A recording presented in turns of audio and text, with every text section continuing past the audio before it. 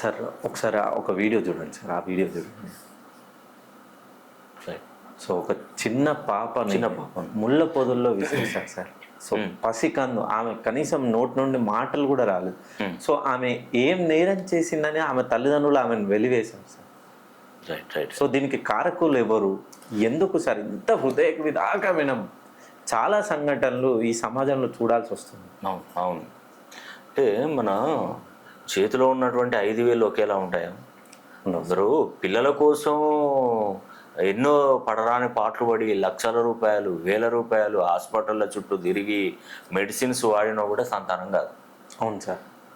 అదొక ప్రాబ్లం ఉంటుంది. కొందరు బిడ్డను తీసుకొచ్చుకొని ఎక్కడైనా అడాప్ట్ చేసుకోవడానికి తీసుకొచ్చుకొని ఓ 2-3 సంవత్సరాలు పెంచిన తర్వాత మా పిల్లోడిని మాకు ఇవ్వాలని చెప్పి కూడా తీసుకెళ్ళిన వాళ్ళు ఉన్నారు. అవును సార్.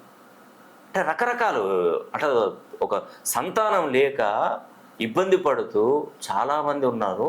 ఇలా పిల్లలు జన్మించి వాళ్ళను కూడా ముళ్ళ పొదలలో పడేసిన వాళ్ళు కూడా చాలామంది ఉన్నారు. Yes sir.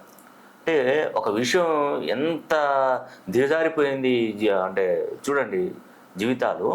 పిల్లలు లేక కొందరు ఏడుస్తుంటే, పిల్లలను సాకలేక అడాప్షన్ చేసుకోవడం కొంతమంది, వేరే వాళ్ళకు ఇవ్వడం కొంతమంది అయితే, పుట్టినటువంటి పిల్లలను ఇలా ముళ్ళ పొదలు వేసే వాళ్ళు కూడా ఉన్నారు సమాజంలో.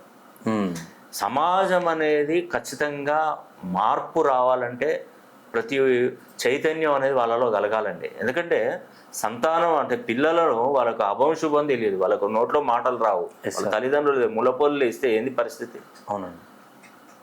దరిద్రులు అసలు మన దేశంలో కొంతమంది ఇలాంటి వాళ్ళు కొంచెం దరిద్రులు ఉన్నారు. ఓకే, ఇది గవర్నమెంట్ ప్రత్యేకంగా చర్యలు తీసుకొని ఇలాంటి మళ్ళీ పునరావృతం కాకుండా మనవంతు మనం సహాయం చేసి కొంత మోటివేషన్ ప్రజల్లో చైతన్యం తీసుకొస్తే కొంతవరకైనా ఇలాంటి సీన్స్ మళ్ళీ రిపీట్ కాకుండా ఉండే అవకాశాలు ఉంటాయి. కాబట్టి నేను ఒకటే చెప్తున్నానండి, మనం బ్రతికున్నంత వరకు ఏదో ఒక విధంగా ప్రభుత్వం ఎక్కడో సమస్య అయితే వాళ్ళు దానికి బాధ్యులు గారు, మనం ముందుండి మనం నడిపించాలి. ఏదైనా సమస్యలు ఇలాంటి ప్రాబ్లమ్స్ ఉన్నప్పుడు మనం ప్రతి ఒక్కరికి తెలియపరిచే విధంగా ఉండి గవర్నమెంట్ సహకారం తీసుకొని కొందరికి పిల్లలు లేని వాళ్ళకి ఇలాంటి పిల్లలను ఇవ్వడం వల్ల కూడా వాళ్ళు హ్యాపీగా ఫీల్ అవుతారండి. సో